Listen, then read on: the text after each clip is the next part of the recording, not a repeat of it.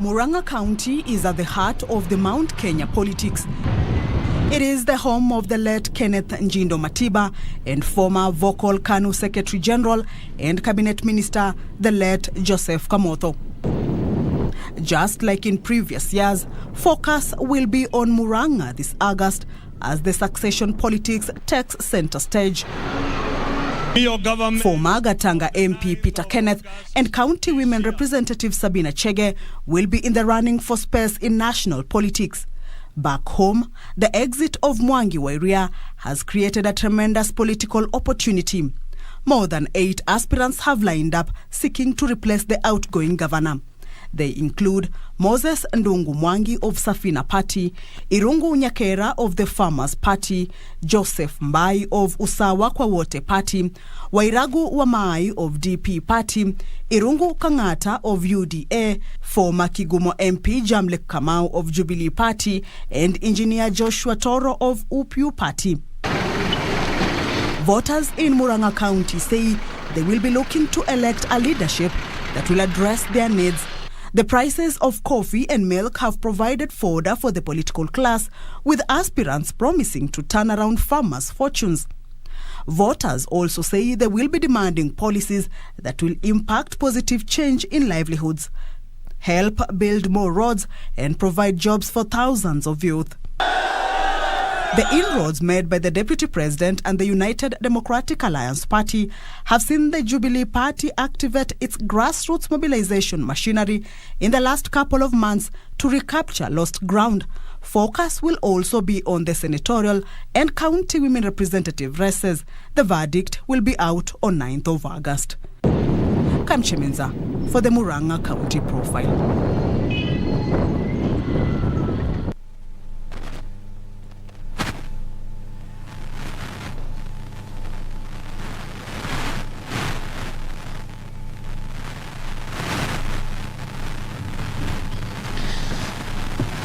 Good evening and welcome to the second edition of the gubernatorial debate.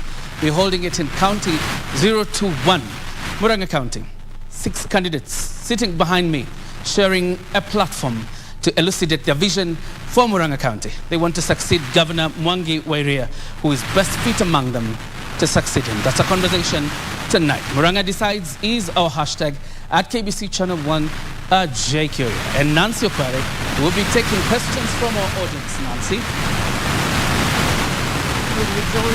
Kioria na bila shaka mtazamaji, leo hii tumetua katika kaunti ya Muranga na kile ambacho wengi wanasema ni ya kwamba wanasiasa watazungumza, lakini aliye na ya mwisho ama la mwisho kusema ni mwananchi. Na hivyo basi kwenye upande huu wa pili nitakuwa nachukua baadhi ya maswali na maoni kutoka kwa wananchi, kwa wale wawaniaji wa kiti cha ugavana. Na vile vile wewe mtazamaji, ikiwa haukufika hapa usiwe na shaka, manake katika mitandao yetu ya kijamii utatupata pale kwenye Twitter @KBC Channel 1, @Nancy Okware, @JKioria, na vile vile pale kwenye Facebook @KBC Channel 1 News. Kumbuka ya kwamba ukituma maswali yako pale tutakuwa tunawauliza wawaniaji ambao wamewasili hapa tayari kuzungumza nawe mtazamaji, na vile vile mkazi wa kaunti ya Muranga. Lakini kwa sasa hivi na kurejesha kwake mwenzangu John Jacob Kioria aendeshe mjadala kwa sasa. Thank you very much, Nancy Okware. Let me start by introducing the candidates who are already in the hall. We are live from the Muranga University of Technology, and we appreciate our audience. A round of applause for yourselves. Thank you very much for joining us tonight. From the UDA party, the current senator for Muranga County, Dr. Irungu Kangata. You're very much welcome. You can appreciate him. Irungu Nyakera, former PS for Planning and now running on Farmers Party. Thank you very much. We also have Maina Kamau Henry, an independent candidate running for governor in the county. We also have Joseph Mbai, the CEC for Health in Muranga County, now running on Usawa Kwa Wote. And Dr. Moses Mwangi running on Safina Party. And I would want to state from the onset that we expect the former PS for water, that is Irungu Wamai or Irungu Wairago. We extended this invitation to Jamlek Kamau of the Jubilee Party. He's a no-show till now. The rules of this debate is that each candidate will have 2 minutes to respond to the questions asked, and you'll also have an extra 1 minute for a rebuttal if you're mentioned in this debate. We will not applaud as the audience, but what we'll do at the end of the show or when we're going for a break, we can always appreciate the candidates that we have. And our conversation begins right about now. And I'll start with you, Dr. Irungu Kang'ata. Having been senator, member of parliament for Kiharu, why do you want to be governor in Murang'a? Thank you so much for the question. It's about the vision that I have for the people of Murang'a. And there are about 4 agendas that I've given priority. Number 1, healthcare. When you look at Murang'a County Development Integrated Plan of 2018 to 2022, it indicates that Murang'a has only 272 health facilities. I think they are too insufficient to serve a population of about 1 million. Secondly, when you look at the document that has been published by the NHIF, it indicates out of households, 320,000 households, it's only about 40,000 households that have the NHIF. So it is my dream to expand the coverage of that card. Number 2 is the issue concerning minimum guaranteed return. It is an agenda of my party to establish a mechanism where we shall support the farmers. We ensure that whenever they are planting, whatever they are planting, at least we give them a guarantee of their commodity. Thirdly, it is my dream to initiate Ward Development Fund. I took that bill in the Senate, it passed, but when it went to the National Assembly, it was torpedoed. So it is also my vision that we institute it in Murang'a so that we decentralize services further. And finally, I have been able to get a DG who is an expert in land economics, and she told me out of 10 households, only 3 households have title for several reasons. And therefore, she will bring expertise on matters land so that we title more land. We create what we call an economic free zone so that we incentivize investment. We also create a situation where we are able to create employment for our huge burgeoning unemployed young population. As per that plan, the current unemployment rate in Murang'a is 17.67 unemployment rate. Irungu Nyakera, what are your key priorities as you explain to us with your 2 minutes why you want to be governor in Murang'a County? Thank you very much, JK. And I think for me, one is I'm a son of Murang'a, and I've been brought up by the community. And I've served both in the private and public sector. And really at this point, I feel that in my way of giving back to the society, is actually service to humanity and service to the people, my people of Murang'a. And really that's why I want to be governor in Murang'a. I believe there are a lot of things that I can do, a lot of change that we can bring, but I won't be able to do it alone. I'll only be able to do it when I carry the people along. My priority agendas is, 1 is agriculture. I'm a firm believer that agriculture, which currently constitutes about 22% of our GDP and employs a workforce of about 67%, both directly and indirectly, actually can give us a lot more jobs and revenues in this county by us enhancing the revenues through enhancing yields, as well as looking at all these other issues around the value chain and ensuring that we streamline that. Also looking for new markets. Murang'a was a county that was very rich in the years yonder, and really was because of coffee, of tea, and dairy. And now we have new crops being avocados and macadamia. So for me, my key priority is actually how do we revive agriculture and put money in people's pockets. Secondly, personally, I'm young. I'm 40 years old. Turned 40 last week, meaning that I'm actually the majority of the population in Murang'a actually is below my age, and so the issues and challenges are the same. Issues of joblessness, issues of drugs and alcohol abuse, issues of lack of skills. Those are things that we all need to address. These are our children, these are our contemporaries, and we need to find a way to actually uplift them. And then finally, it's the specific issues around health, which in Muranga actually we are really trailing in issues of health and also issues of education. I'm a product of good education, and I would want other people to also enjoy the same. So by being a governor, I also, how do I bring all the stakeholders, both locally and nationally, and even internationally, to be able to provide that value to the people of Muranga. All right. Henry, why do you want to be governor? What are your key priorities in County 021? Thank you for the question and also hosting us. And one of the things I know in Muranga is poverty has always been there. Since the 60s, the 70s, and even now, poverty is there. And is mainly prophesied by even things like jiggers and lice and so on. So my entry point, because we have tried all these things, including agriculture, we have tried everything, I want to industrialize Muranga. Industrialize in a very, very simple way. One, we have industries in Nairobi, in Deliver, in Roiro, in Thika, which we can be able to transform to Muranga by first of all even creating warehouses for those industries so that they feel the need to come closer to Muranga. That is my key entry point. However, being one of the architects of Vision 2030, I have a lot of pride in the three pillars of Vision 2030, namely the economic, political, and social. And economic is very leading, but it cannot drive properly if the political environment is not right. So that is why I'm here as anticipating to be the governor for Muranga, because I know through politics I can be able to enter the scene and drive the economic agenda for Muranga through the industrialization process and through other issues relating to the economy. And on the social scene, certainly, which is very, very important to us. Because the 2 minutes are almost over. Yes, just let me talk about the social scene because it's affected Muranga most. It has affected our youth. It has affected our ladies. We have so many single mothers and a few single fathers, and the people who are in those places which we call Mongedo.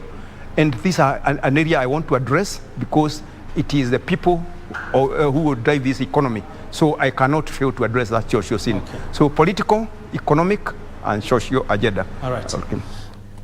Mbai of Usawa Kowota, having served the CEC in the Ministry of Health in Muranga County, what are your immediate priorities? And probably would want to hear you start from the aspect of the health because you've been in charge for years.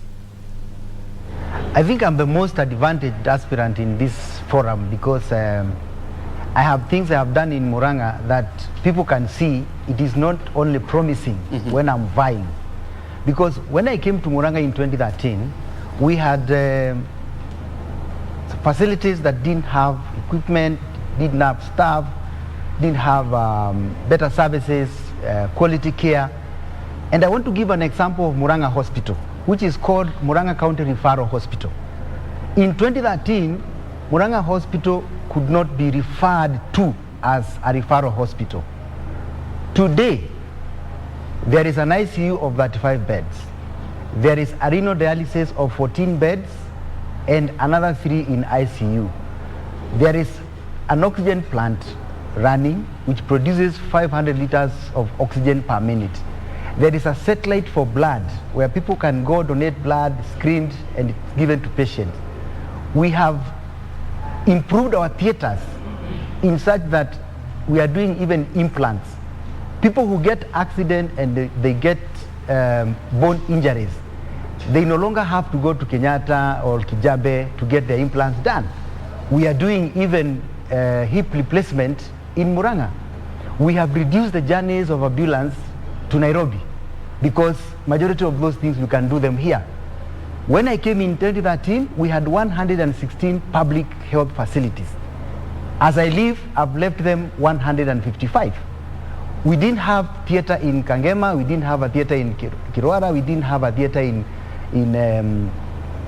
Kigumo, and I have left those theaters running where even pregnant mothers can go deliver there, get a CS done, and they go home happy. So in terms of other issues of health, you've asked me what is my priority. The issue we talk about that I have seen that really make Murang'a people suffer is hospital bills. I have dealt with hospital bills in a very serious manner. That I've never allowed a Murang'a patient to suffer to go and sell their cow or their land as long as that patient is within Murang'a boundaries because of a bill. We have cushioned those patients using government money, and when we look at NHIF had issues initially, which we are trying to solve right now. We've registered a number of patients into NHIF, but if you look at what NHIF covers, they don't cover all the things. But I know because we are doing reforms as a ministry, one of my priorities will be to register all people in NHIF, those who can afford. And because I have done analysis and I've realized out of the 327 households in Murang'a, only 47,000 are very poor. And government can pay for them 6,000 per month. That would translate to about 280 million per year. And once you put them in that cover, they will be able to be catered for and cushioned so that they don't sell their land or their cow. All right. Yes. Okay. Dr. Moses Mwangi, tried 2 times, 2013, 2017, unsuccessful. Are your priorities still the same? Thank you very much. I'm the only guy here.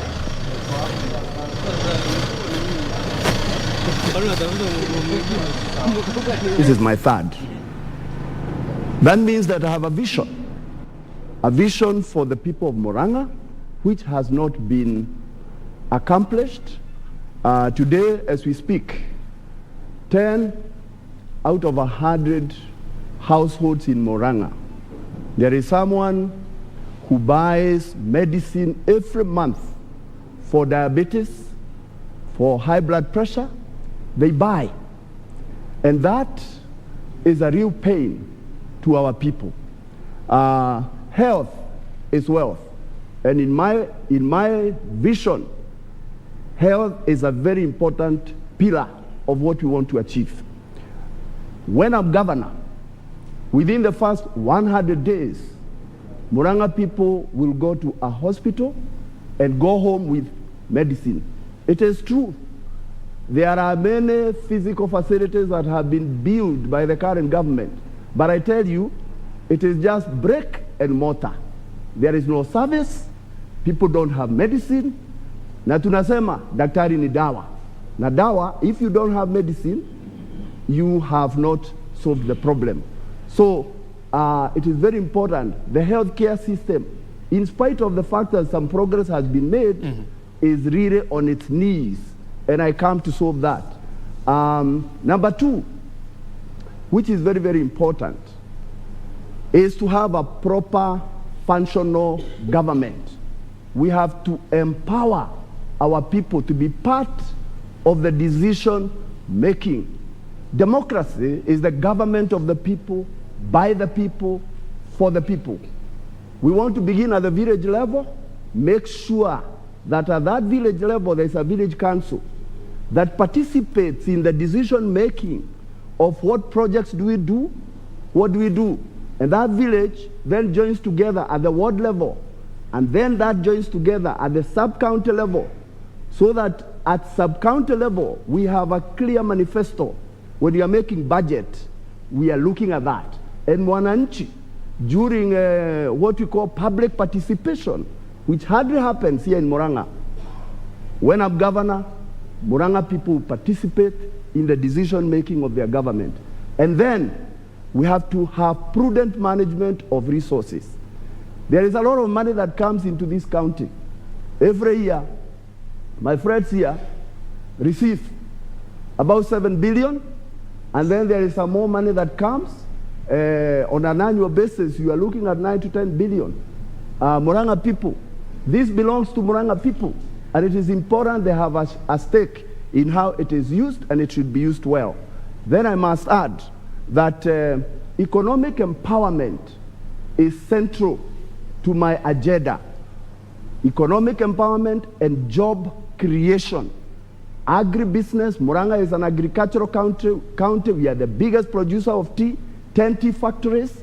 We must make sure we build on what has already been achieved by the Jubilee administration on the tea sector, on coffee. Look at the value chain for agriculture, value chain for milk. Make sure that the farmer gets the benefit. And then value addition so that we create jobs.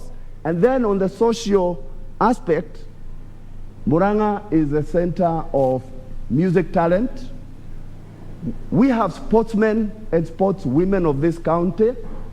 We need to make sure that at village level, our football, our netball have tournaments that are going on around. We go all the way. We have a celebration at a county level. We tap the music talent.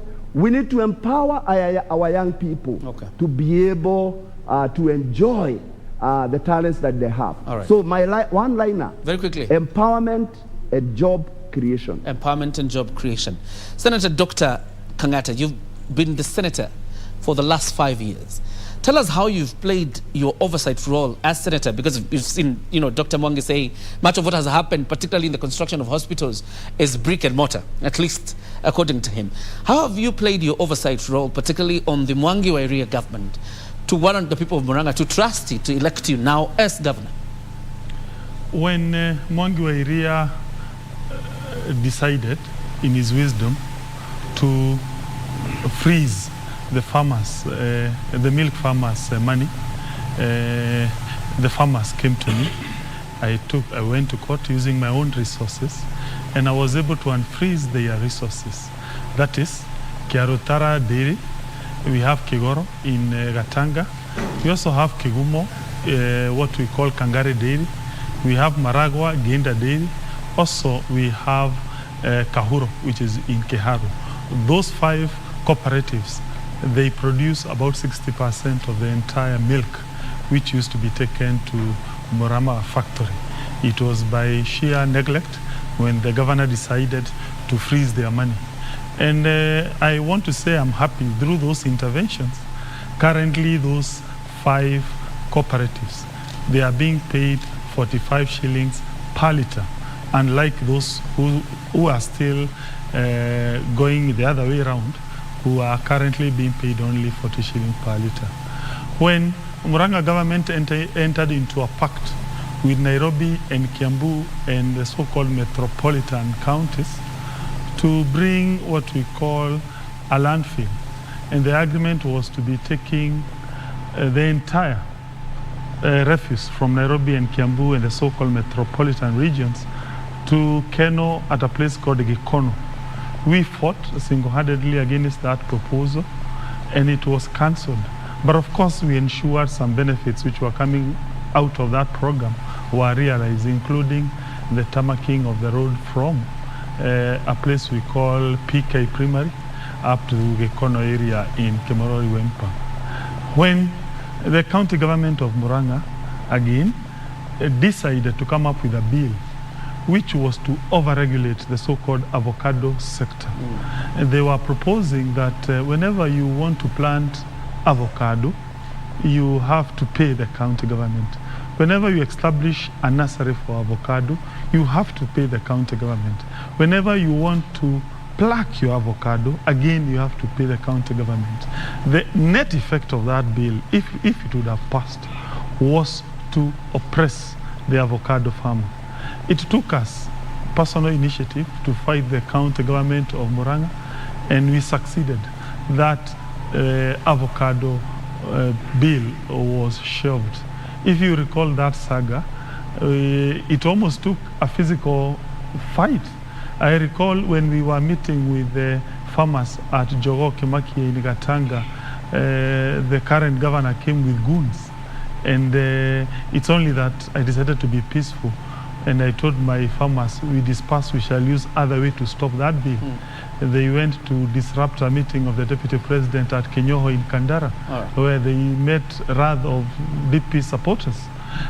Of course, if you have been following his public remarks, he has even been insulting me in public. But then again, I've said I do not do personalized politics.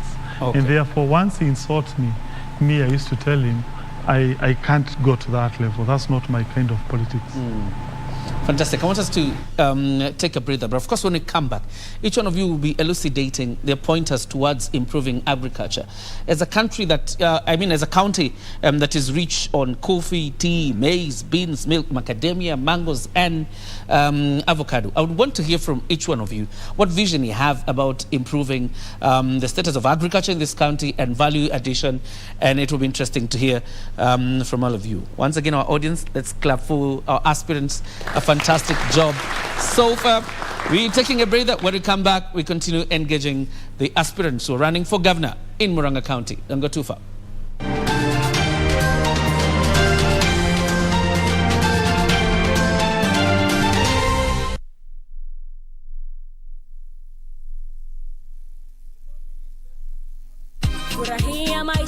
Boresha maisha na bima. Maisha hayatabiriki, huenda kukawa na panda shuka. Iwapo utashindwa kulipia bima yako malipo ya kila mwezi, usiwe na wasiwasi.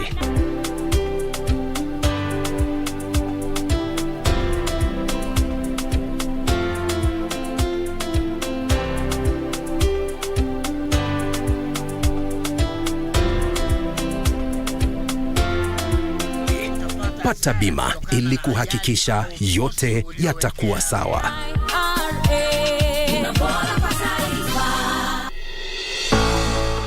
6 partner states, 300 million people, and a combined GDP of more than $240 billion. The East African community is becoming bigger and broader. But is this good for the regional bloc? The benefits will be felt immediately.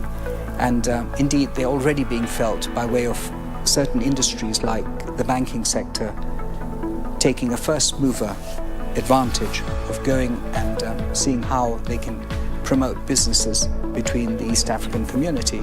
This week on Inside Government, we're talking to the Principal Secretary in the State Department of EAC, Dr. aDecides, on the importance of DRC Congo becoming a member of the East African community and what does this mean for Kenya.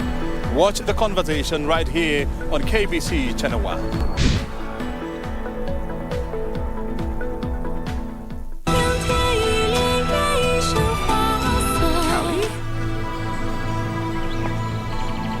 Why are you in Echo's clothes? I thought it'd be more discreet if I wore men's clothes.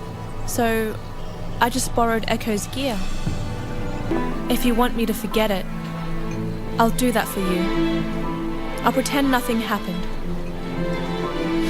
Correct. And I think he maybe... Speak.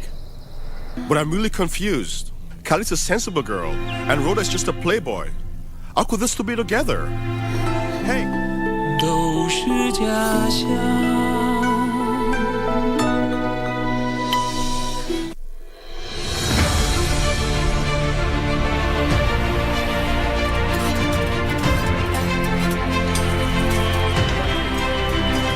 98% of the passenger transit in any country, most particularly Kenyans, happens on roads. Kwanza ningempa kongole sana Mr. President. Barabara si kitu ya transport peke yake. Sisi ni ofisi yetu. Muuza mboga, muuza matunda, muuza kila kitu hapa. Ni barabara ndio kupeleka. Tuna pongezi kubwa sana kwa sababu barabara imetengenezwa mzuri. Wametutengenezea barabara kama ya Ulaya. Yote haya kwenye KBC Channel 1.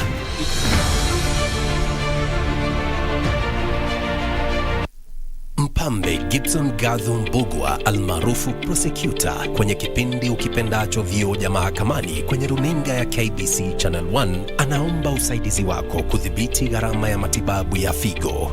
Jamaa na marafiki wameandaa mchango mnamo tarehe 11 mwezi ujao wa 6 kwenye ukumbi wa Charter Hall, jumba la City Hall jijini Nairobi. Waweza kutuma mchango wako kwa paybill number 247247, nambari ya akaunti 777626. Gibson amekuwa mwandani wako na wangu kwa muda usiopungua miaka 40 sasa. Ni zamu yetu nasi tuwe wandani wake wakati huu mgumu. sexual violence has become a recurrent and a brutal feature in the general elections in Kenya since the 1990s. What makes electoral-related sexual violence stand out? A lot of insecurity around the electoral period. So there is opportunistic, for example, rape. So when I opened the gate is when I realized that he had bad intentions. And so he came in, we had a fight, he violated me. Person really wrestles alone. And because of stigma, then there is the idea of you die in silence. If all these organizations and governments were doing their work, or rather things are in place, elections, there'll be no issue about sexual violence around elections.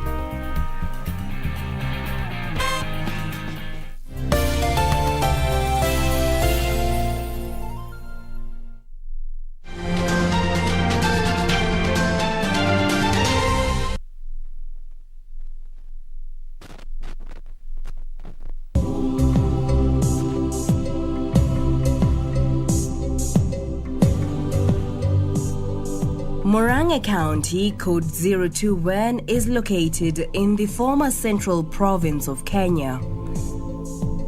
It borders Kirinyaga County to the east, Nyandarua County to the west, Kiambu County to the south, and Nyeri County to the north. The county headquarters are in Murang'a town. Murang'a County has a population of 1,056,640 people according to 2019 Kenya Housing and Population Census. Murang'a has 8 sub-counties: Kiharu, Mathioya, Kangema, Gatanga, Kigumo, Kandara, Kahuro, and Murang'a South, covering the county's 2,558.8 square kilometers. The county has 7 constituencies with 587,126 registered voters as per the 2017 IEBC register. They include Kangema, Mathioya, Kiharu, Kigumo, Maragua, Kandara, and Gatanga. Agriculture is the predominant economic activity in the county, with 80% of the population relying on it for sustenance. The main agricultural products are coffee, honey, maize, beans, tea, milk, and fish. The governor who has served Murang'a County to date is Mwangi Wairia. The late opposition leader Kenneth Stanley Jindo Matiba hailed from Murang'a.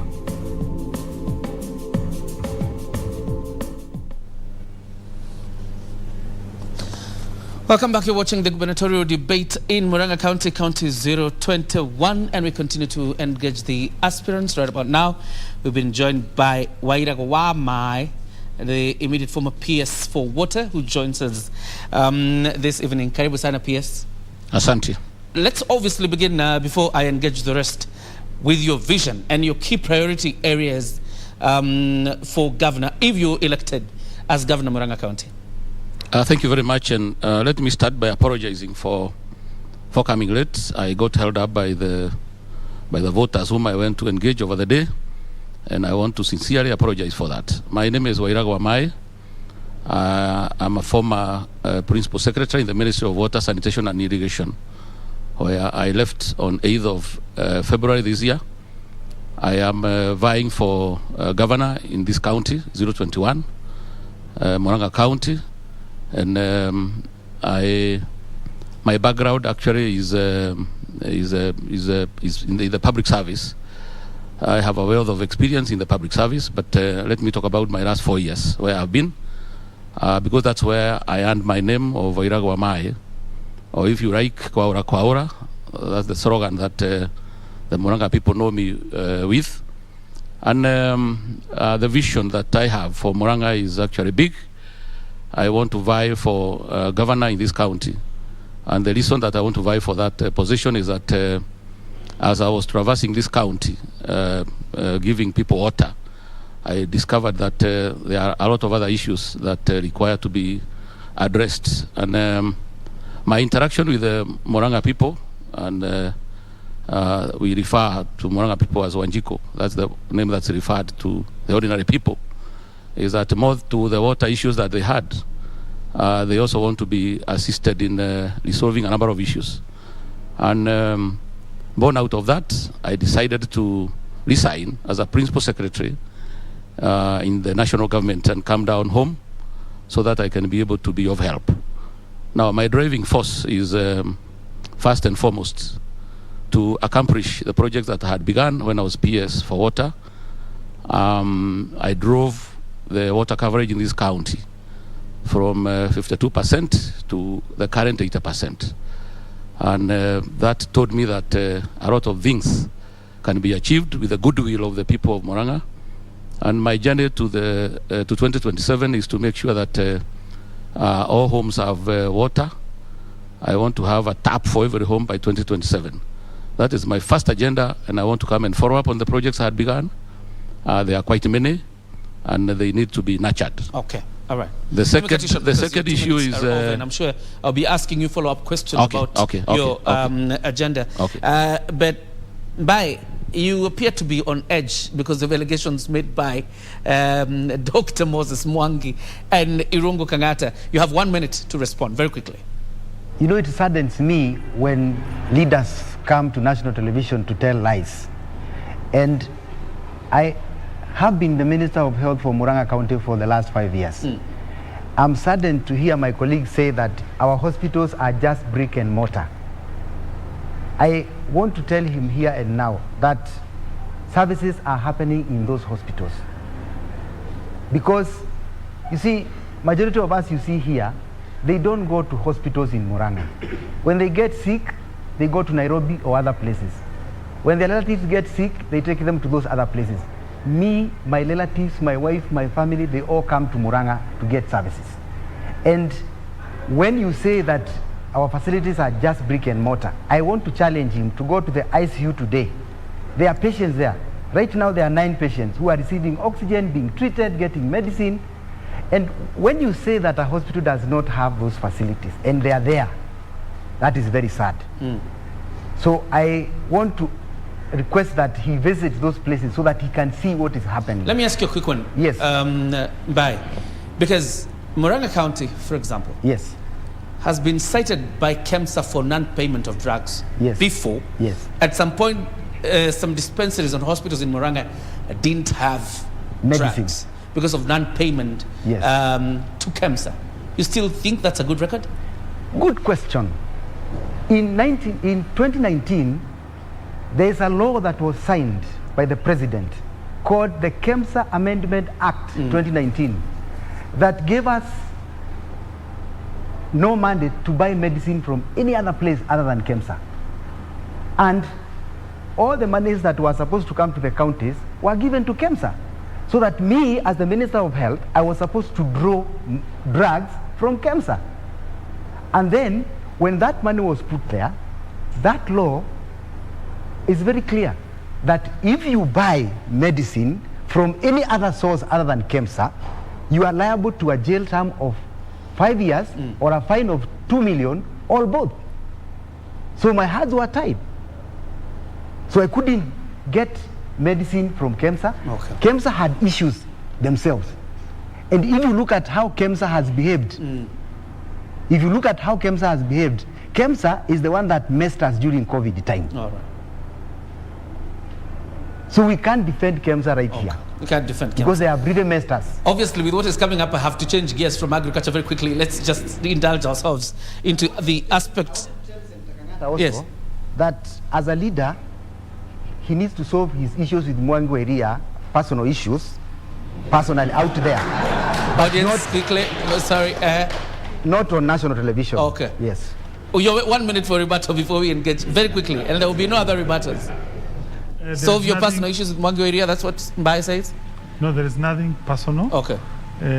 For me, I'm just expanding my work, and therefore, I have nothing personal against anyone. All right. In fact, when you remember that tussle, it is him who was insulting me. It was not me insulting him. All right. I rarely insult anyone. Okay, fair enough. Fair enough. Let's deal with the issues of health. Audience, I said we don't clap so that we allow these, aspirants to respond to these questions. I will tell you when to clap. But what do you think ails the health sector in Muranga County over these years and that you intend to fix in 2 minutes? I think the key issue is we've not been prioritizing health in the county. And you see, we say where there is smoke, there's fire. Everyone can be complaining about something that does not exist. Everywhere I go to meet the people of Muranga, they tell me, fix health. Just fix health. Don't even give us anything. Yeah. A constituency like Madhyoya does not even have a level 4 hospital. It has had the Nyakyanga Health Center for the last 10 years. You come to Kirwara, there was budgetary allocation initially for the Kirwara Hospital to be built about 10 years ago for a budget of about 200 million. So far, it's still about 150 million that has been put in there. You go to Kenneth Matiba, the hospital that we pay about 1.2 million a month, yeah, and still is not functional. You go to the hospitals.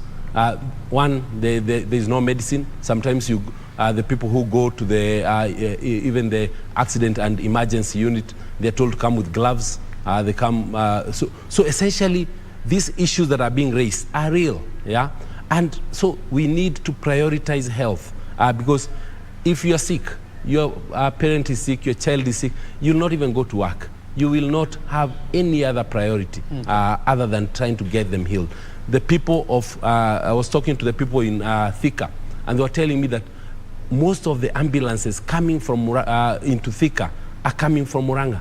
So it means that the healthcare in Muranga has actually not been prioritized. So all those issues, we actually need to find a way to deal with them. Okay. Every time I visit the hospitals, the different workers there, they talk to me about their issues and how they're demotivated. The payment is not coming on time and all that. So I think we need a complete overhaul of what's there. We need to bring in even an HIF. Okay. How do we even increase the capitation within the county to even cater for the older people through the NHIF? How do we bring in the different cooperatives and get them to have their members take NHIF? So I think when you talk about health, even all the way from maternal and even to the elder care, it needs to be fixed. And I think there is a lot that needs to be done. Your 2 minutes are over. What are your priorities, particularly on that aspect of the health sector?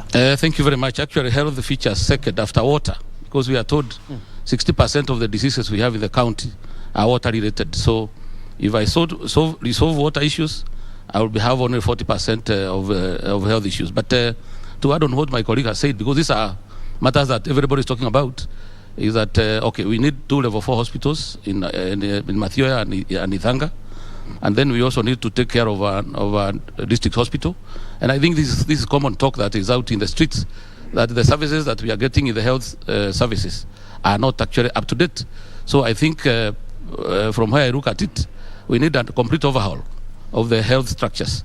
But then I want to add on the issue of taking care of the NHIF, because I have proposed in my manifesto to establish the Murang'a County Medical Relief Fund, so that we can be able to take care of the vulnerable and the vulnerable and the aged. For example, we need to take care of them so that they can be able to access medical services. So I think it depends on the management style that one establishes, so that we can bring back our health structures to shape. Thank you. All right, Henry, healthcare. Yes, thank you once again. I would like to start on the upper side. I want to deliver a healthy county. If you deliver a healthy county, even the accusations I've seen on this floor wouldn't be there, because really, if you look at what is ailing the health sector, possibly there is an element of corruption, if I listen to what I've been told on the ground. And this may not even be related to any one of us standing here. It is a grade, possibly not even in the health sector, but also in the other sectors within the county government of Muranga. But coming to health itself, I want to approach it in the sense of putting the health first by way of getting mobile hospitals. Mobile hospitals in the sense that we all are aware that we have community health volunteers, CHVs. I'm sure some of these people seated here are CHVs. And they collect wonderful data. All right, hold it there. Let me interrupt you a bit because it appears like your sound levels are not okay, so that your sound levels are checked, and then we'll come back to you in a bit. But unfortunately, you appear to be in the dock here, but when we talk about healthcare in Muranga County, you're the one on the dock because you've been in charge of that sector. When the allegation made by Iragawamai that the services being provided are not up to date, the first place. Second thing, there is something made about people being asked to come with their own gloves or syringes when you were in charge. But there are those who also say the Kenneth Matiba health facility was probably the biggest scandal ever. You know, rumors are very sweet to listen to. I want to challenge everyone in this room to walk to Kenneth Matiba tomorrow and see what is happening there. They will never say that again. We leased that house to Over Services. We didn't have any intention of letting Muranga people go without their eyes being checked, their dental being checked. And since we started that establishment, we have given more than 300,000 glasses to people, both readers and protective glasses, and even the ones that are correcting eyesight, either long or short. And we have done cataract surgeries there. Even tomorrow, if you go to Kenneth Matiba and you have a cataract, it will be removed and you'll be accommodated there for 3 days and you go home. But I'm wondering whether these people live in Muranga, because do they really walk there and look at what is happening in those facilities? And health, the only thing we need to fix in health, I have been in that department for those 10 years, it is financing. Health financing is the problem. It is not all those things they are saying. Because when you get proper health financing, you can be able to give Muranga County people the best health services ever. And I have struggled with health single-handedly, with few resources coming from national government and others coming from donors. I've even gone out to reach out to add to the little we have. I don't know whether anybody cares to know that HIV and TB is covered by donors. I don't know whether they know that. In this county? In this county. All right. Simply because we don't have enough money to finance that. Okay? So the issue of health is healthcare financing. The second issue, which we really sort out, quickly, yes, yeah, is primary healthcare. If we did hygiene, we always say prevention is better than cure. The community health strategy needs to be funded so that those community health volunteers can have, as they go to the households, they have glucometer to check sugar, they have blood sugar pressure machine to check the pressures of the citizens. We will be able to reduce the burden of disease by 40%. And a very good example has been said to us by COVID. COVID has taught us two very critical things in health. Number one, you can find yourself in Muranga and you have nowhere to go. Number two, the burden of disease can reduce by 40% if we washed our hands. Diarrhea, typhoid, amoeba, even normal upper respiratory diseases have gone down by 40% just by mere washing hands and refusal to shake hands. Okay. So those are the things we really need to fix. And me, I have been there. I know where the shoe pinches. All right. You talk about financing in primary healthcare. You are a medical doctor yourself. Tell us about what you think ought to be fixed in Muranga County when it comes to issues of healthcare. Now, I think access to health is a very important aspect. And under my administration, Muranga people will not go beyond 5 kilometers before they find a functional health facilities. Functional means that they will find a healthcare professional who is ready and willing to serve them because we have taken care of them, we have provided the necessary material that they need, and they will go home with medicine. We need to restore the referral system from that primary level and make sure that we provide all the essential primary health that is needed at that level. And then in every sub-county in Muranga, we must have at least one level 5 hospital. Muranga, in every sub-county? Every sub-county. That's my goal. Muranga Hospital should become a teaching and referral hospital. This university where we are, when we thought about it, and I was part of the team that wrote the vision and mission of Muranga University at the beginning, we wanted it to be a teaching hospital where we can, a university where we can teach healthcare personnel. So at that level, then I think it's important. The infectious diseases are easy to deal with clean water and sanitation, very good, very important, and we must not overemphasize that. Right. But what is the current problem in Kenya, in Muranga, in Mount Kenya region? We have the highest burden of non-communicable diseases: diabetes, hypertension, kidney problems, and cancer is catching up. And these things, if you have a patient, a person in a family suffering from cancer, where do we send them? Some of them are told, go to Kenyatta National Hospital. They spend all their time there moving up and down. By the time they see an oncologist, the disease has progressed. We will take one hospital in Muranga, one, equip it with the right equipment for diagnosis of cancer, with the right personnel.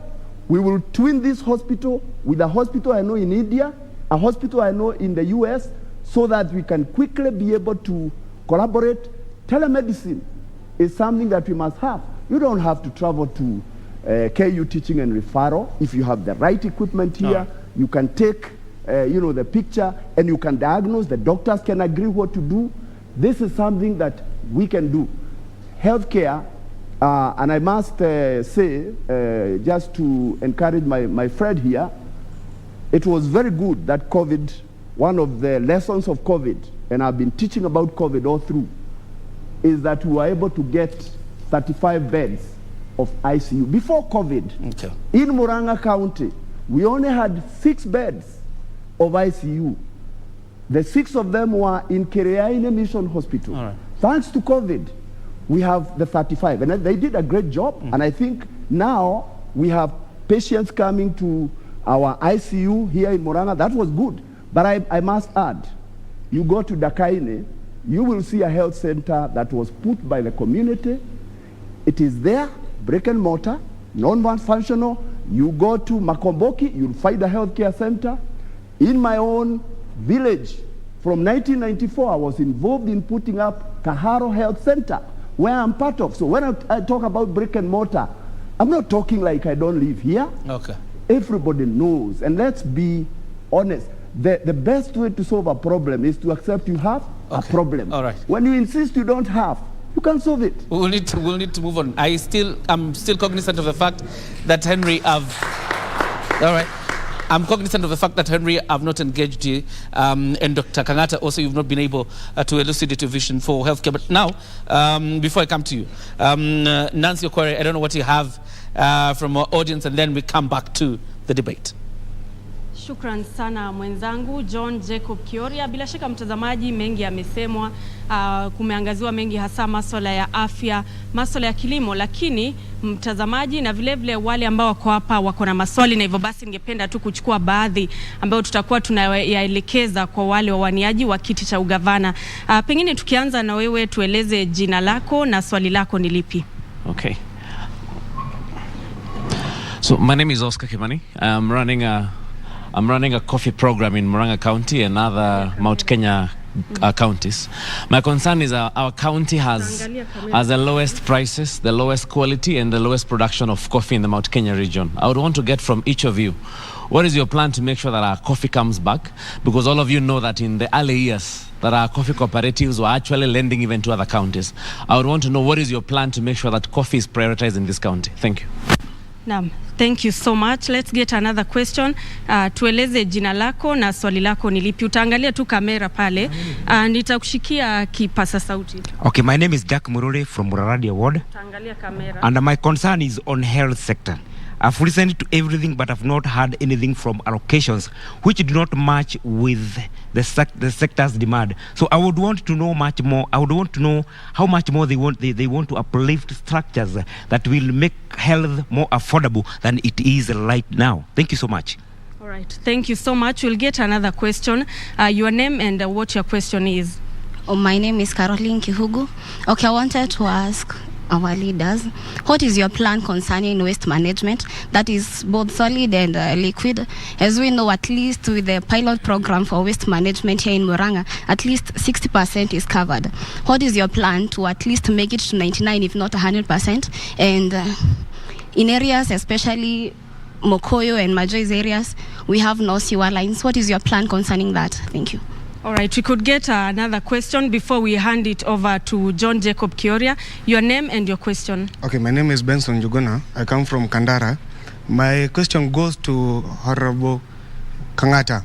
You wrote, we all know that you wrote a letter to President Uhuru.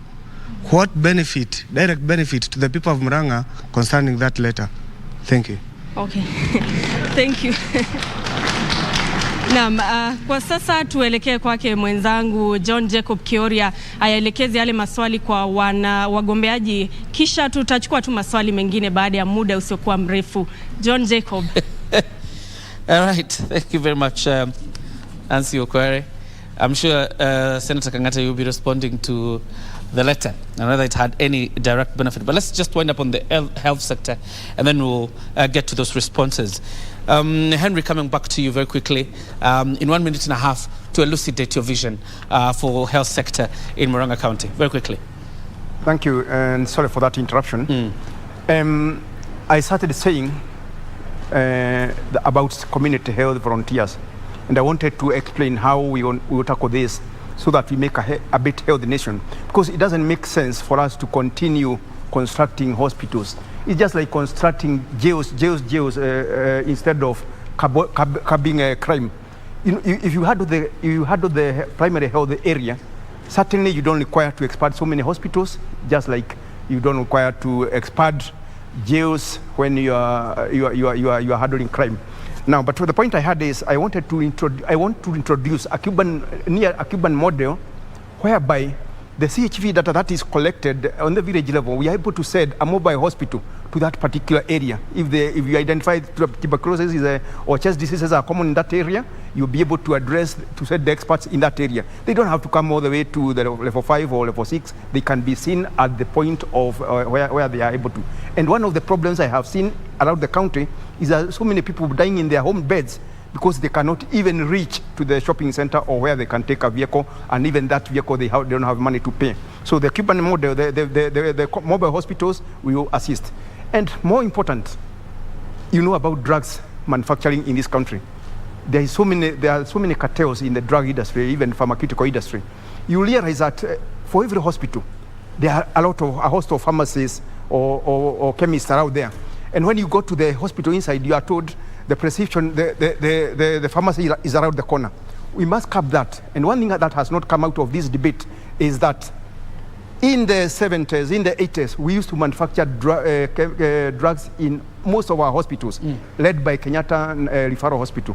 Even here in Muranga, if there must be a drug manufacturing industry unit, which has since been run down. Okay. And we realize this can happen when we realize we can even make oxygen, we can even make the aerators locally.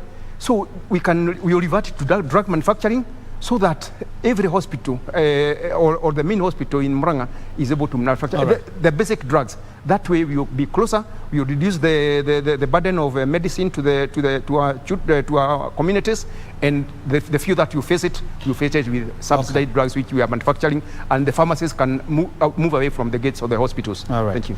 Dr. Kangata, and at this point, let me say that we are also live on Shoro FM, is our sister radio station broadcasting in Kikuyu language. We are live on Shoro FM, we are live on YouTube, we are live on SET, we are live on Facebook at KBC Channel 1. Dr. Kangata, before responding to the letter, because that's what you're famous with the letter. Talk about the health sector. There's something Mbaya raises about financing.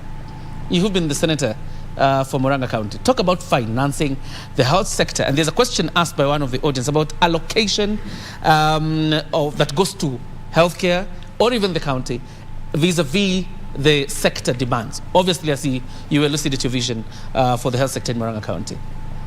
Let me say that we have not won the governor's seat yet, no? That's why we are campaigning each and every day. But I suspect there is one battle that you have won, I suspect. The great battle of ideas. I say that because we were the first ones to raise the issue concerning healthcare. I used to do several medical camps in the entire Muranga County, and we didn't start when I became a senator. Way back when I was an MCA, while still at the University of Nairobi. And since that period, one of the reasons we've been doing that, using our own personal resources, is trying to understand what ails the health sector. And one, health is largely devolved. And therefore, as to how much a governor will allocate health is purely an issue to be decided by the governor. You have to check at what we call Murang'a County Integrated Development Plan of 2018 up to 2022. You check what is the projected or planned allocation by the governor or the county government to healthcare. From where I sit, it has been underfunded by the current executive. I strongly believe from where I sit, a good governor would, number one, make peace with the human resource. That is the clinical officers, the doctors, the nurses. I am happy to report that I had a meeting with the nurses here in Murang'a County. We had a discussion as what can we do to improve the health sector. And one of the agreements we agreed is immediately we win this position, God willing, we will negotiate with them some court case they have been fighting with the current government concerning unpaid arrears. And secondly, on that issue, we will increase the capitation to the health sector to a level where, God willing, we shall be able to increase the coverage of NHIF card. As I said when I was starting the program, currently only about 40,000 households have NHIF card. Yeah, it is possible to increase that number using government's, county government-owned resources. And there is an advantage of taking that approach. Unlike other forms of expenditure, when you give money to NHIF, it is not a money that goes forever. You can recoup that money. How? Once the members of public come to seek services to your public hospitals. And therefore, it is a win-win situation. Let me now go to the letter with your permission. Very quickly. Let me first take this opportunity to thank my friend for asking that question. And how I wish majority of Murang'a people and Kenyans read the entire content of that letter. The reason being, among the issues I raised as to why I thought BBI was not very popular in our region was economic issues. And I raised and I proposed to His Excellency the President Uhuru Kenyatta that we need to do intervention as a government on matters coffee, on matters tea. Immediately after that letter became controversial, if you recall, C.S. Munya came to Murang'a County. He went around, and I was present, proposing changes to the law. And therefore, to a certain extent, I suspect, were it not for that letter, most likely those interventions would not have been done. Immediately after the letter, if you recall, there was hastening of what we call amendments to the Tea Act in Parliament, which I also take advantage that we were able to shepherd as the chief whip then.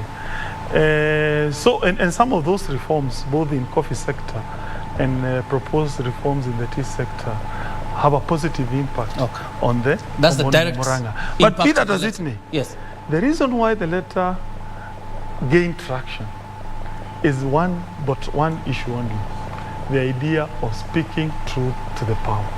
We are not for the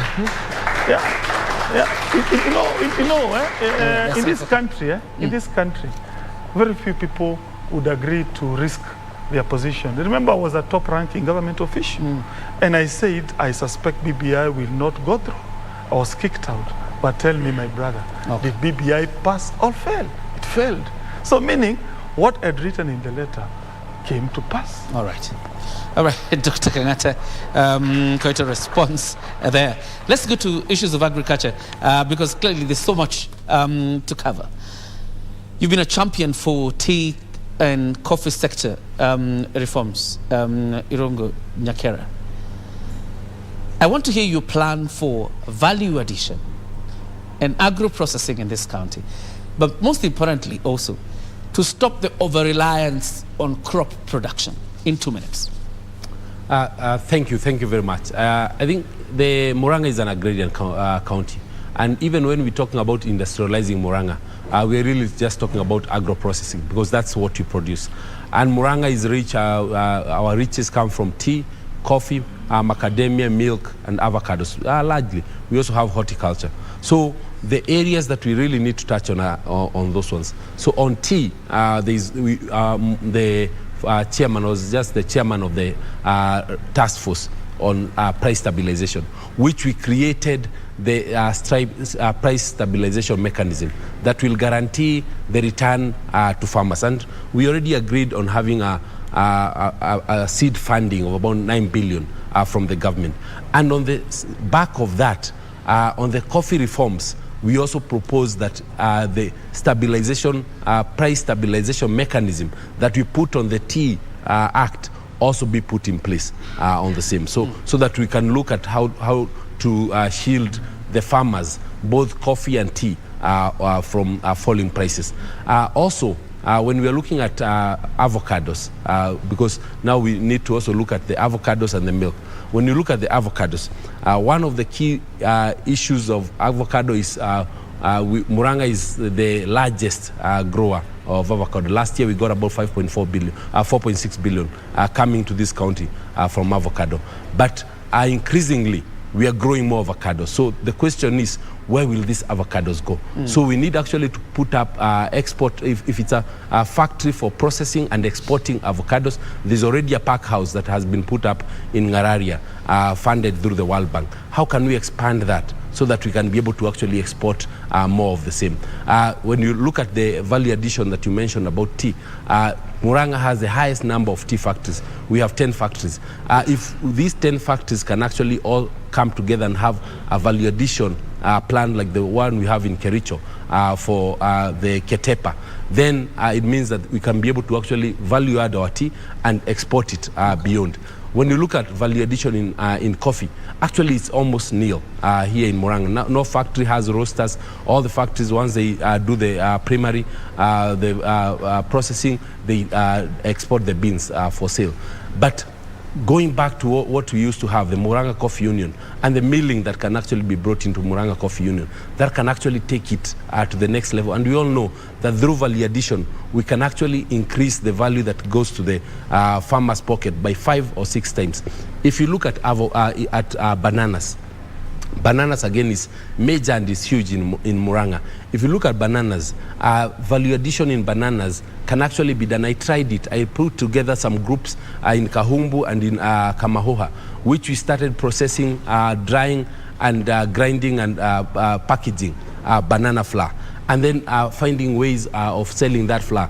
The flour went from 6 shillings per kilogram to about 32 shillings per kilogram, meaning that by doing that value addition, but now in larger scale, and even getting the certifications like the KEBS and the others, it means that you can actually be able to push up the price of the same. Then finally, if you look at the lower part of Muranga, it's rich in the mangoes and oranges. And every time we come to an election time, we promise them a fruit processing plant. We can see what that fruit processing plant has done in areas like in Makueni, where the farmers, when they see their fruits hanging in the trees, they don't see waste. They actually see money. So again, we need to look at how we help them on that. Then finally on dairy. That's the second finally. Finally on dairy. Yeah. The value addition on dairy. We've seen counties like in constituencies like in Kiambu, Githongori, dairy alone. It's able to actually have revenues of about 6 billion shillings. And it is one constituency. Muranga last year we did about 2.3 billion shillings. We are 7 constituencies. So what is it that they are doing that we are not doing? so we can learn from that to actually build in the value addition to get more value for the farmers. All right. Here's Wairago. As you elucidate your vision for agriculture in this county, probably respond to one of the questions asked here about our coffee setting the lowest prices, being low quality coffee, and also considering the fact that the biggest coffee billionaires in this country do not even have a single plantation of coffee. Thank you, Jack. In my manifesto, we treat coffee as the black gold. And we have said that we want to be a little bit more practical. We know the glory that coffee had in the 70s and the early 80s. And my approach is actually to have all the 144 factories modernized with the modern pulping machines, because that's what they miss. This morning I was in one of the factories called Loaro, and I exactly did that. And I think if we do that, we will be able to help our farmers. We want to bring back the seedlings they used to have, Roiro 11 and the Batian seedlings, so that we can bring back glory of the braggle that I've talked about. So I think I look at it practically. We need to have the farmers come back to what we used to have, because the farmers know exactly how they used to do it. Now, when I look at the other aspects of agriculture, we have tea, we have horticulture, we have the other food crops that we have in the county. In Kandara, the area that my colleague has mentioned here, I know where the factory is going to be put up. I have actually sunk a borehole. As I stand here, I did a borehole there at a place called Diaraine, so that I prepare for the establishment of that factory. On bananas, at a place called Kianjiroine, I sunk another borehole there in preparation of the ripening factory for the bananas. I also opined to do a multi-fruit factory in Murang'a, so that we can be able to harness on our mangoes. So I want to link up the farmers with the markets. Okay. And I'll establish the Muranga Marketing and Export Promotion Council, so that we can be able to exactly do that, so that we can be able to link up our farmers and the markets. All right. Henry, your vision for agriculture in Muranga?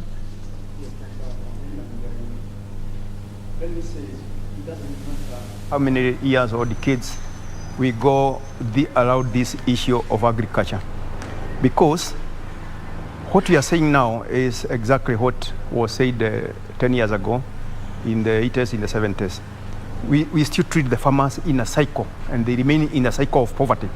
So what I have said in my manifesto is, there is nothing that you leave the county of Muranga unless it has been value added. It does not make sense to do exactly the same things over several decades and expect different results. We still get it there. We can improve the coffee, we can improve the tea, we can improve even the avocados which are coming up. But unless we change our mentality and make sure that we do value addition at the county level, not taking to Nairobi, but doing it here. And that ties very well with my industrialization process. And I'll go further to even encourage cottage industries. Cottage industries means at the village level, so that even if it's at macadamia, you'll be able to have simple machines where you can roast them and package them at that point, so that even when the broker comes, it goes as value added. I like your question that the billionaires don't even stay here. They don't even know how coffee is grown. You find them in Mombasa. And that is why even if you try to play around with the Coffee Act, you'll find that there are still hurdles that you cannot even roast your coffee. Luckily, I have a team of experts working on that already, led by my deputy, my running mate, who is a lawyer, so that we try looking at these laws which are antagonizing the farmers all the time. We try to move. We are like the dingoing or that black meaning. We cannot giza them pillar. We are still there. And Chairman, I agree with you entirely that 60s, 70s, 80s, those people who have been there know exactly the coffee factories that we had are the same. The tea factories are still the same, using the same technology, use the same thing. We will not move anywhere unless we must stay. We have our value addition in our county, not outside the county. When we stick to that, you earn something. If you cannot earn anything, then let's stop farming that item because it doesn't add to the farmer. We are just making other people reach out there. Thank you. Joseph Mbai, having come from a semi-arid area in this county, as you talk about your vision for agriculture, talk about bringing about an agricultural policy that does not leave behind the likes of Kambiti, Idanga, Kambirwa, and so on. Thank you very much. My vision on agriculture actually is quite elaborate, may not fit into 2 minutes, but the experience I have, because I have sat in cabinet where we have discussed agriculture in Muranga County, the problem we have in all those products, starting from coffee, avocado, milk, mangoes, and all those other products that actually are supposed to have made Muranga the richest county in Kenya, is because all those processes are in the hands of a few people. Rarely would you find the farmer benefiting. So coffee, we talk of value addition. We must make sure that we have mills that are doing our own coffee in Muranga. As a governor, I would want to walk into a supermarket like Magunando and I buy coffee made in Muranga. Written Muranga County coffee, Muranga County milk, Muranga County tea, Muranga County macadamia, something like that. So that then we also need to look at the laws. You know, there are laws that that actually be there for all those sectors, and they make us suffer. It's like the laws were made to suffocate the farmer. We need to look at those laws. In the tea sector, there are so many. In the coffee sector, they are there. We need to look at that.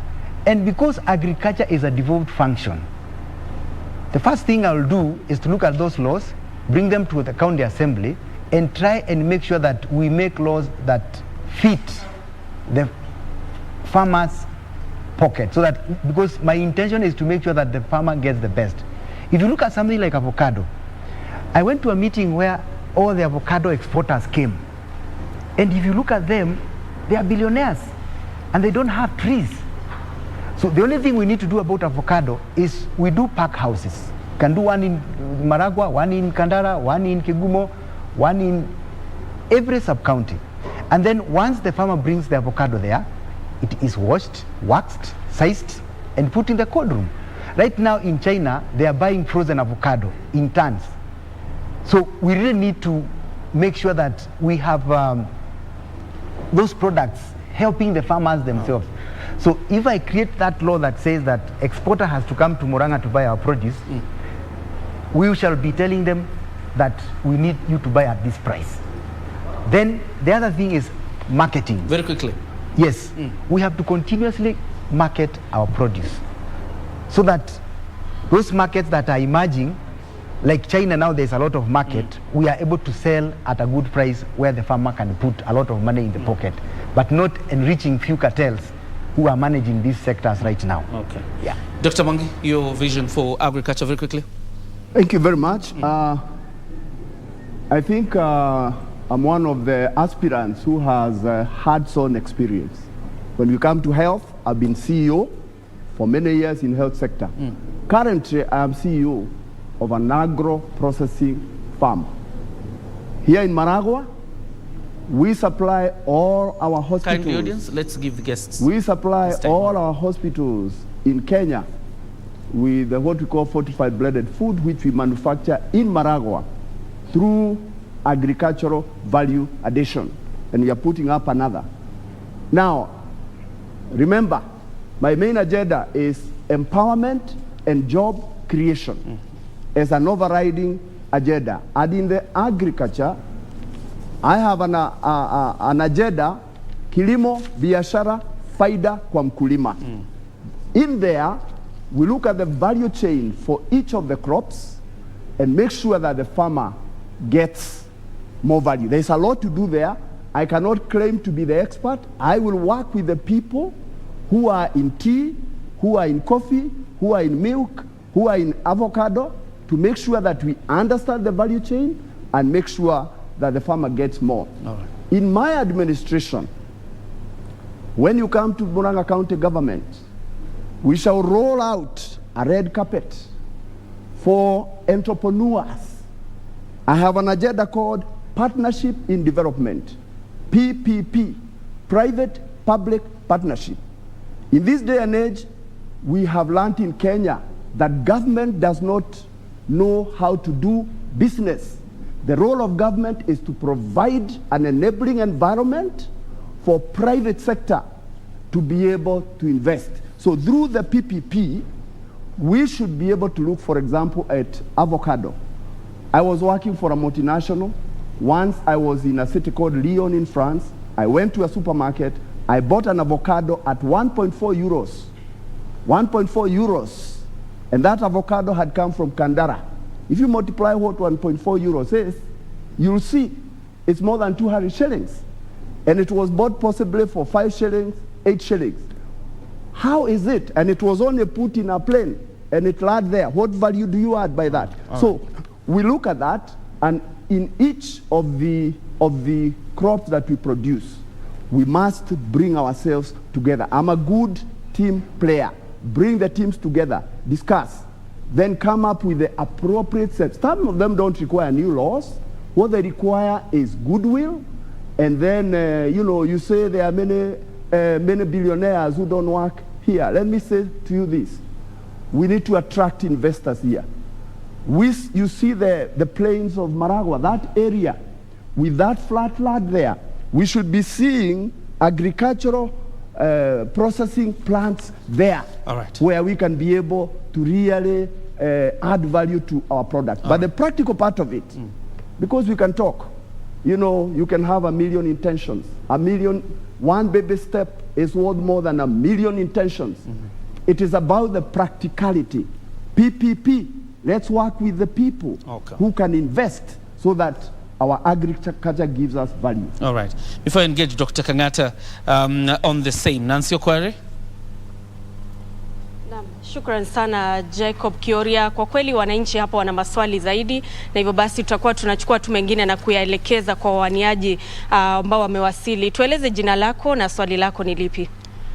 Good evening. My name is Jack Norris Kipkogei, one of the student representatives this evening here. My question I want to direct to Dr. Irungu Kang'ata. We are aware that when you were the area MB Kiaru constituency, you led a team that was sponsoring a bill that seek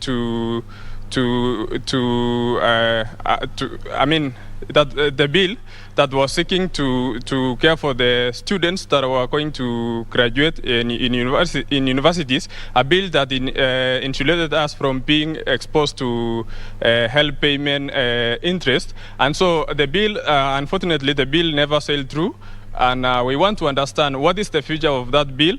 And now that you have quitted the legislation podium, what are the future deliverables that you are going to ensure that that bill is revived? Because we here as students who are going to graduate, we would wish to have ourselves being free of help payment and given a grace period. And maybe a last question to Bwana Irungu Nyakera and Joseph Wairagu.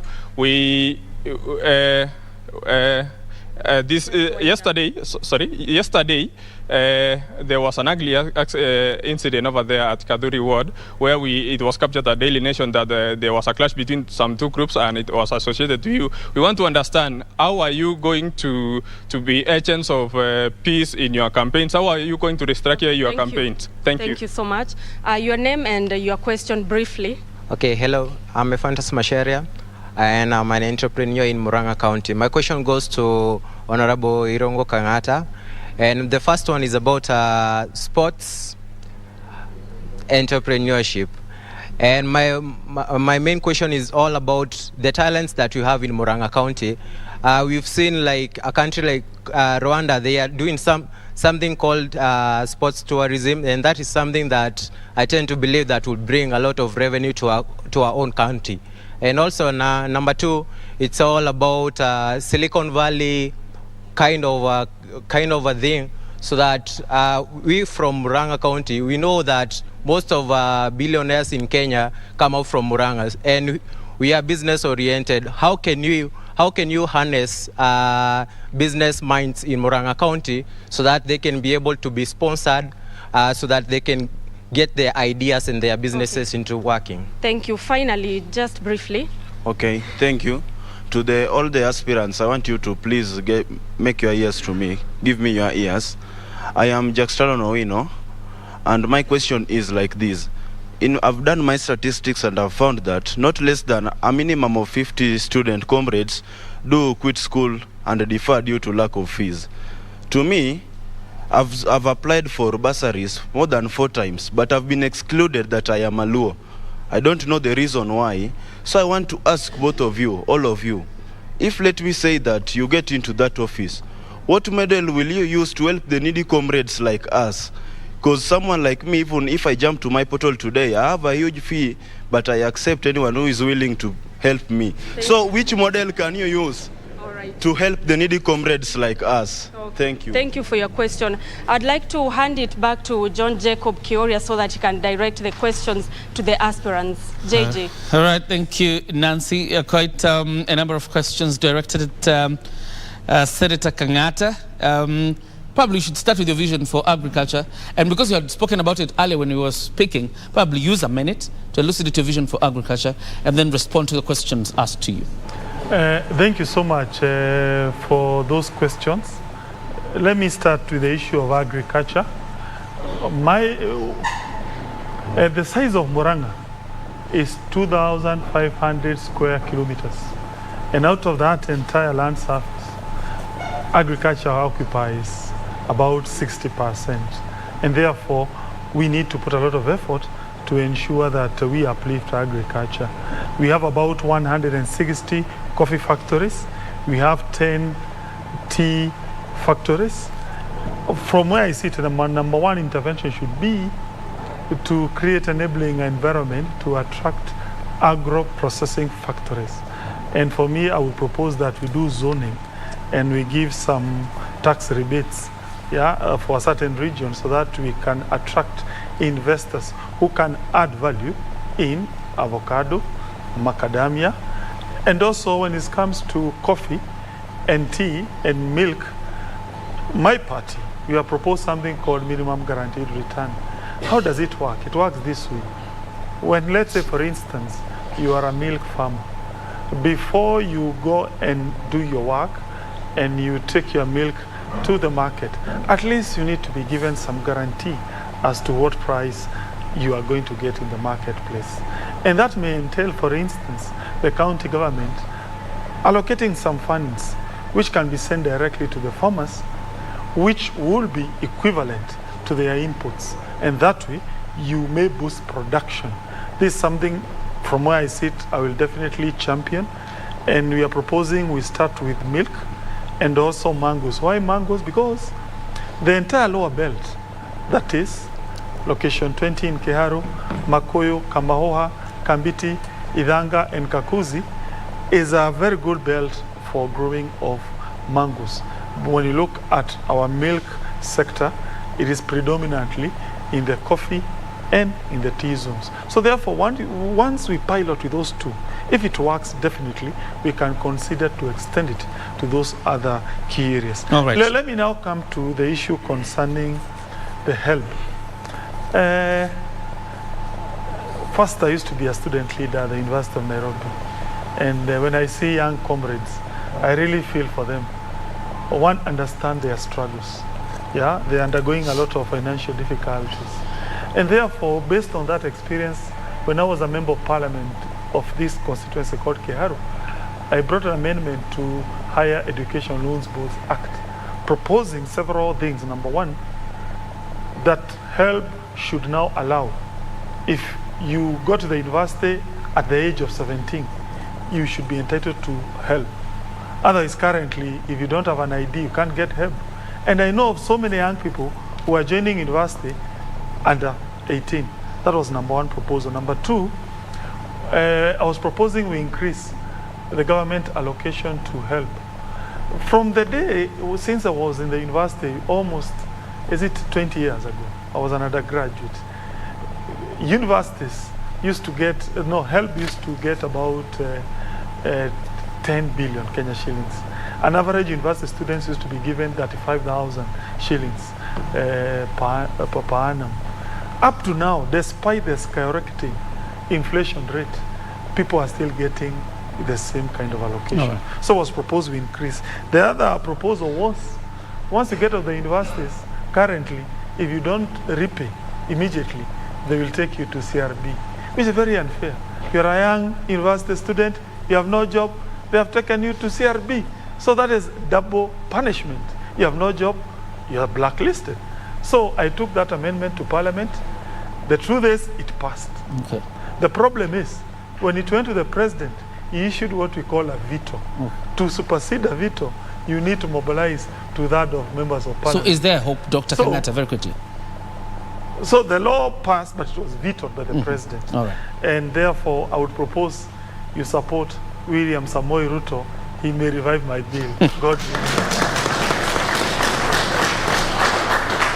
Silicon Valley, tapping from the business acumen from Murang'a County. That you will take just a minute, very quickly. Yes, definitely.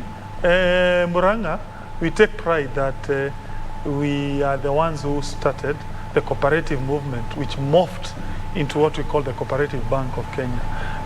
Our sons and daughters are the ones behind Equity Bank. Based on that, one of my key advisors happens to be the one for the longest of period was superintending what we call Wings to Fly in Equity, Mr. Kebiru. And therefore, I would propose, God willing, if we get that position, will be able to guide me as to what policies we can enact in Murang'a County to harness business opportunity, and also we are able to expand what we call GDP per capita for the Murang'a person. Okay. Irungu Nyakere, political hygiene. What was that about? Because I saw you on Twitter lamenting about what had happened to you, allegedly in the hands of Wairago Wamai, and now both of you risk being locked out of running for office. Yeah, first, let me say that there is really no place for violence in this country, and more so around the election cycle. What happened there was very unfortunate. And currently, like today, I wrote to IEBC after the DCIO and the DCI concluded the investigations, and they've submitted all that. On Sunday this week, our team were in Gaturi. Also happened that the team for Wairago was also in Gaturi. And in the morning of that day, my team member had told me about it, and I told them to organize, they change the route if they need to. But that was my 35th ward, so there was no other ward where we could have gone to. So before even getting to the place, to the site, I was called and told that there was violence being meted on my people, and including smashing of my vehicles, and my driver his hand was cut at the palm, and they were brandishing guns. You see, it was just an unfortunate scenario. I was not there. And at that point, because the PS is my friend, I took my phone and called him just to ask what's going on, so that if there is any issue, we can resolve it. Of course, he didn't pick. Yeah. So by the time I got there, they had already left. Yeah, and my vehicles were there, all of them smashed. And so the police came, and we took, they took the batons plus the joras. And that's an active criminal matter. Yeah, just one very second. Quickly. Just very quickly. Yes. And from there, of course, the full investigations went in. The report, the P3s from all the 7 people who were injured. One of them actually had internal bleeding and was bleeding from the ear from being hit. Yeah. So, yeah, if nothing is done, you see, we are all saying that we have another 75 days to go. Yeah, and if actually we don't take this seriously, it means that anytime you're leaving your campaigns at night, you will also be imagining that someone else is hiding somewhere and with their goons waiting to attack you. So we should not allow this to happen. All right, thank you. Country. You have a rebuttal for 1 minute. Jacob. Yes. I want to be categorical on this matter. Yes. If you check on my background, I have 26 years in the security sector. In fact, for 4 years, I was a secretary, internal security. It's on my record. let's not sensationalize security matters. They are extremely sensitive. Let's not prosecute security matters on this podium. I would urge that my colleague here does not engage the social media on security matters. It was a very, very simple matter. It would have been resolved. He's mentioning guns. He has no evidence. I don't carry guns. Nobody carries guns. My colleague here has been a principal secretary. He knows what we signed against as he left service. Let's not sensationalize security matters. On that particular day, I had an authorized road show. He never had, his was not even authorized. So let's leave it at that. I'll leave it at that. And let's wait for the security agencies to carry out their responsibility. We'll leave it at that. 30 seconds to make a passionate appeal to Muranga residents. 30 seconds only. Thank you, and you are just limiting me when you give them a chance to prosecute each other. But on that matter alone, on that matter alone, let them behave like elders. Let them consort. Okay. Because we are here, some of us are elders, we can also advise. We don't want the young blood to boil, because sometimes it can boil. Right. And advice to our youth, don't be used by anybody whatsoever to spill your own blood. Tell anybody here to bring their own sons or daughters to come and fight for that for you. Yeah. All right. Thank you, Henry. That's a very good point you make. That's a very good point. Sorry, that was on that. On my appeal. 30 seconds, very quickly. Yeah, now my that seconds, because that was for them. Now my that seconds appeal for Muranga people. I am a civil engineer. And when Professor Chaka was teaching us civil engineering, civil means public, he was telling us an engineer is that person who by way of training and experience is able to transform the resources of nature for the benefit of mankind. So the person able to transform the resources of Muranga for your benefit is standing in front of you today. And if you make a mistake in that exam that will come in August, you fail. Because exams, you have awarded an exam called ABCD. You choose one answer. And on that answer, there is two answers which always confuse you. So make sure that no answer here confuses you. 30 seconds. Bye. Thank you very much. Muranga residents, you know what I have done in health. Despite all the accusations, I have done my best. I have given my all. And my appeal to you is that come 9th August, vote for this Governor Joseph Mbai. All right. EBS. Okay, Dr. Moses, very quickly, we're winding up. Thank you. Just 2 seconds to say to my friends who are fighting on the streets. They say, show me your friends and I'll tell you who you are. They need to be the company they keep that are likely to create chaos for us. We don't need chaos, we want a peaceful election. And for you, Muranga people, Dr. Moses, I've been here. This is my 3rd time. I have a vision for you. The 160,000 of you who voted for me, be sure we are winning this time. Give me your vote. And those who didn't vote for me, Wanguairia is not there, come to Dr. Moses. We win. Unfortunately, we have to put a cap on Muranga aDecides.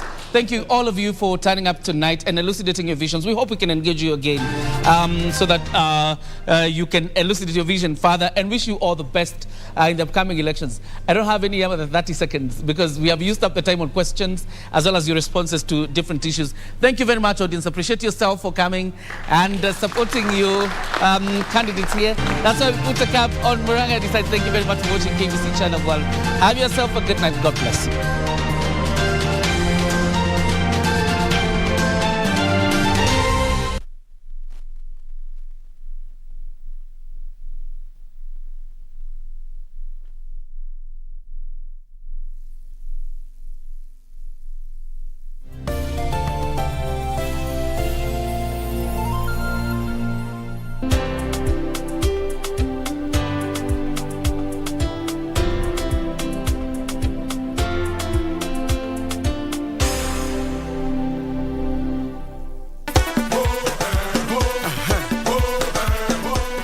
tarehe 28 Mei barabara zote zinaelekea Harris Tavern, Nairobi. Manake kutakuwa na kongamano kubwa sana la rumba siku hiyo. Kikosi kizima cha Bridge Over Congo kimeandaa tamasha kali sana kwa nyinyi wapenzi wa muziki wa rumba. Oh yes, there will be lots of fun. Talk of nyama choma, lots of drinks, lots of giveaways from KBC, and not forgetting to mention rumba music with DJ Walter. Oh, and did I mention that there will be free t-shirts for the first 100 people. Nitakuwa siku hiyo. Tafuta sheri. Kama una sheri, omba sheri. Nitakuwa your host Simeon Mfumo with my running mate Winnie Marie Jose. Yay!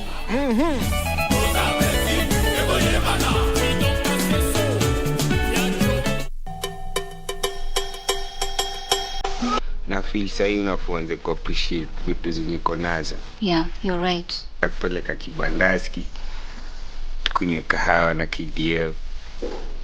I thought you were your boyfriend. Well, how about you just go see Nick and leave? They say the heart wants what it wants, but you want all the wrong things, honey. If I were you, I wouldn't get too close to Kathy. Thank you for your advice.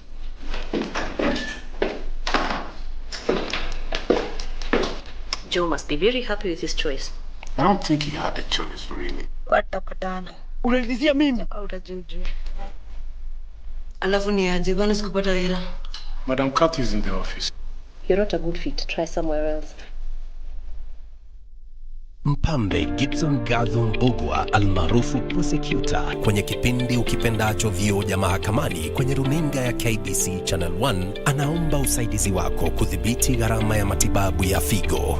Jamaa na marafiki wameandaa mchango mnamo tarehe 11 mwezi ujao wa 6 kwenye ukumbi wa Charter Hall, jumba la City Hall jijini Nairobi. Waweza kutuma mchango wako kwa paybill number 247247, nambari ya akaunti 777626. Gibson amekuwa mwanani wako na wangu kwa muda usiopungua miaka 40 sasa. Ni zamu yetu nasi tuwe wandani wake wakati huu mgumu.